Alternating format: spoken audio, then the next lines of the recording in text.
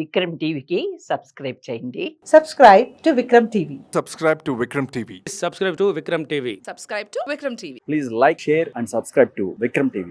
చాలా మంది పిల్లలు ఇప్పట్లో చూస్తే కనుక బుక్స్ ని చూస్తే భయపడుతుంటారు. అవును. థియరీ చదవాలన్నా కూడా చాలా భయం అవుతుంటది. లాంగ్ ఆన్సర్స్ చూడంగానే భయపడుతుంటారు. చదవంటే చాలా మందికి ఇంట్రెస్ట్ ఉన్నా కూడా బుక్స్ ని చూడంగానే సబ్జెక్ట్ ని చూడంగానే భయపడతారు. కొంతమంది మ్యాథ్స్ అంటే చాలా భయం, కొంతమంది ఫిజిక్స్ అంటే భయం. అంటే రకరకాలుగా కొన్ని సబ్జెక్ట్స్ లో కొంచెం వీక్ ఉన్నారని వాళ్ళు అనుకుంటుంటారు.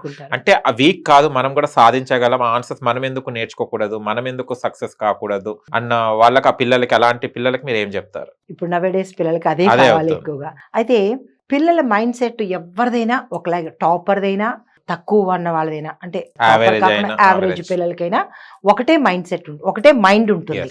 అయితే వీళ్ళ ఇంట్లో ఎలా ఉంటుందంటే ఐక్యూ లెవెల్స్ అంటాము వీటిని. ఓకే, ఆ ఐక్యూ లెవెల్స్ బిల్డప్ చేసేది ఎవరు అంటే ఫస్ట్ పేరెంట్స్ బిల్డప్ చేయాలి. వాళ్ళలో భయాన్ని పోగొట్టాలి. జనరల్గా పిల్లలు ఎల్కేజీ యూకేజీ ఆ లెవెల్ వదిలేస్తే థర్డ్ ఫోర్త్కి వచ్చేటప్పటికి వాళ్ళకి సబ్జెక్ట్స్ ఎక్కువగా కనపడుతుంటాయి. ఆ ఎక్కువగా కనపడుతున్నప్పుడు ఆ ఏజ్ టెండర్ ఏజ్ అనమాట.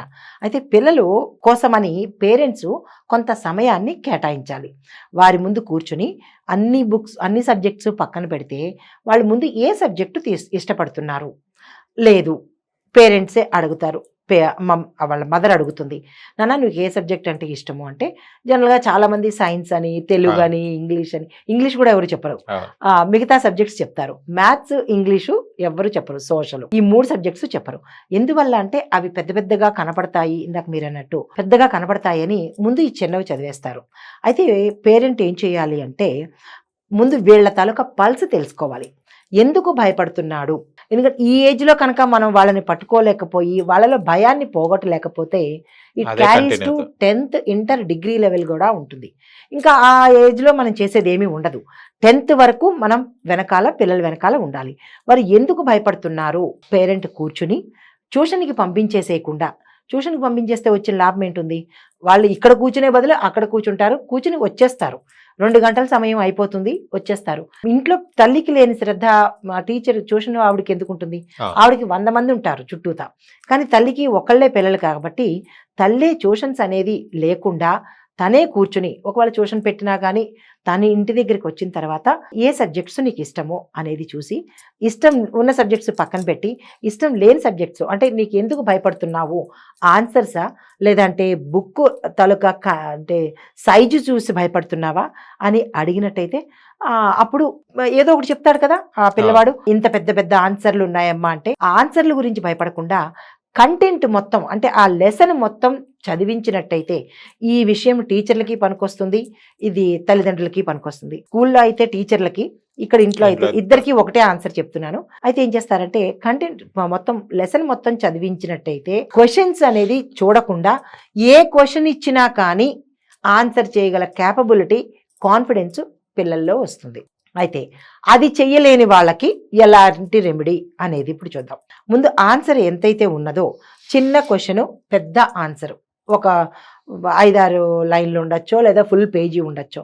అయితే దాన్ని ఏం చేయొచ్చు అంటే దాన్ని పేరెంటు మొత్తం 3-4 సార్లు చదివించి పిల్లవాడి చేతే కనుక ఆన్సర్ చెప్పించినట్టయితే, దాని అర్థం చెప్పించినట్టయితే అప్పుడేమవుతుంది, ఎంత పెద్దదైనా కానీ అర్థం చిన్నదే అవుతుంది. దాన్ని తన సొంత మాటలతో రాయించగలిగితే ఆ పిల్లవాళ్ళలో కాన్ఫిడెన్స్ వస్తుంది. ఓ ఇంత పెద్ద ఆన్సర్ అయినా కానీ నేను చాలా చిటికలో రాసేసానే, చాలా తొందరగానే రాసేసానే, తొందరగానే చదివేశానే. అంటే పేరెంట్స్ చేయవలసిన పని ఏంటంటే పిల్లలకి తెలియకుండానే ఆ భయాన్ని పోగొట్టాలి. తర్వాత ముందుగా చెప్పవలసింది ఏంటంటే, నాన్న అది ఏముంది, అది పెద్ద క్వశ్చనే కాదు, మేము ఇలాంటివి పెద్ద పెద్దవి చదివాం, మీది ఇంకా చాలా చిన్నది. కాబట్టి అలాగా వాళ్ళకి అంటే మోటివేట్ చేసేటట్టుగా, కాన్ఫిడెన్స్ పెంచేటట్టుగా మాటలు చెప్పగలిగితే, వాళ్ళ చేత చదివించి ఆ కాన్ఫిడెన్స్ వాళ్ళకి బిల్డప్ చేసినట్టయితే కనుక ఆ భయాన్ని వదులుకుంటారు. కొంతమందికి ఏంటుంది, సంవత్సరం అంతా చదవకుండా ఎగ్జామ్స్ అప్పుడు మాత్రము ఒక్కసారి తీసేటప్పుడు ఇంపార్టెంట్ క్వశ్చన్స్ అనేది పెట్టుకుంటుంటారు. ఆ ఇంపార్టెంట్ క్వశ్చన్స్ పడకపోతే మెంటల్గా డిప్రెషన్ అవుతారు. అంటే ఫస్ట్ చేయవలసిన పని ఏంటంటే కొంచెం ఏజ్ వచ్చేటప్పటికి 6th, 7th, 8th వచ్చేటప్పటికి వాళ్ళ సబ్జెక్ట్స్ కూడా పెరుగుతుంటాయి. సైన్స్ 2 పార్ట్లు అవుతుంటుంది, social 2 parts, biology, physics, chemistry అని ఇలాగా డివిజన్ వస్తుంది. ఆ వచ్చినప్పుడు అంతవరకు సైన్స్ ఒకటనే ఉంటుంది వాళ్ళకి. కొంచెం 7th 8th వచ్చేటప్పటికి ఎక్కువగా డివిజన్ అవుతుంది. కాబట్టి ఇంట్లో పేరెంట్స్ శ్రద్ధ ఎక్కువ ఉండాలి, టీచర్ పాత్ర కూడా ఎక్కువ ఉండాలి. ఈ పిల్లలకి వాళ్ళిద్దరూ లేరు, చెప్పే అవకాశం లేదు. ఈ స్టూడెంట్ ఏం చేయాలంటే క్వశ్చన్ ఆన్సర్స్ చూడొద్దు. ఫస్ట్ టిప్, క్వశ్చన్ ఆన్సర్స్ జోలికి అస్సలు వెళ్ళద్దు. ముందు లెసన్ ఏంటనేది అర్థం చేసుకోండి. 1-2 సార్లు లెసన్ చదవండి, పేరా వైజ్ చదవండి. ఇంకా చిన్న సింపుల్ టిప్ ఇస్తాను ఏంటంటే, ఒక్కొక్క పేరాలో మీరు ఒక క్వశ్చన్ని తయారు చేసుకోండి. ఫస్ట్ పేరా ఉంది, ఫస్ట్ పేరాలో 2-3 క్వశ్చన్స్ తయారు చేసుకోండి. తర్వాత ఒక 6 బిట్లు తయారు చేసుకోండి, పక్కన పెట్టుకోండి. అసలు క్వశ్చన్ ఆన్సర్స్ పేజీ మీరు తిప్పనే వద్దు. ప్రతి సబ్జెక్టులోనూ మొదటి పేరాలో 3 క్వశ్చన్స్, ఒక 10 బిట్లు. ఆ 10 బిట్లలో కూడా ఎలాంటివి, true or false, fill in the blanks, choose the correct answer, odd one out, ఇలా మీకు ఏవైతే ఉంటాయో వాటిని ప్రిపేర్ చేయండి. మీకు తరం అయిపోయినట్టే కదా. మళ్ళీ 2వ పేరాకి వెళ్ళండి.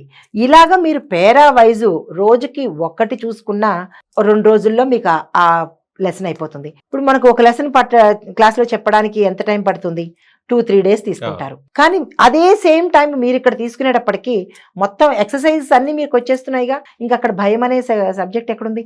పేరెంట్స్ లేరు, స్కూల్లో సరిగా చెప్పడానికి అవ్వదు. ప్రతి స్టూడెంట్ కూడా ఇలా చేసుకున్నట్టయితే పెద్ద పెద్ద ఆన్సర్లు అనే భయం వద్దు.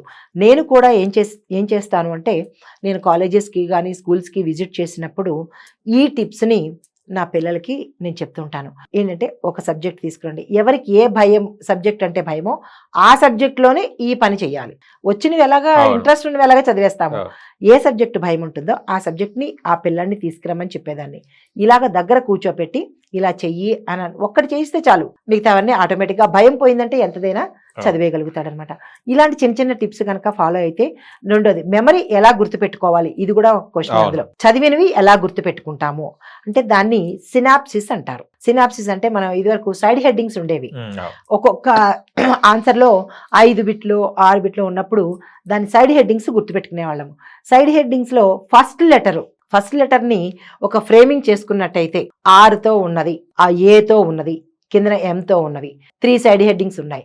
రామ్ అని గుర్తుపెట్టేసుకుంటే మనకు వెంటనే ఆర్తో ఏమొచ్చింది, ఏతో ఏమొచ్చింది, ఎంతో ఏమొచ్చింది. అలాగే ఎవరికి వాళ్ళు ఇది ఇన్వెంట్ చేసుకోవాలి. ఇలా చేసుకుంటే బాగుంటుంది.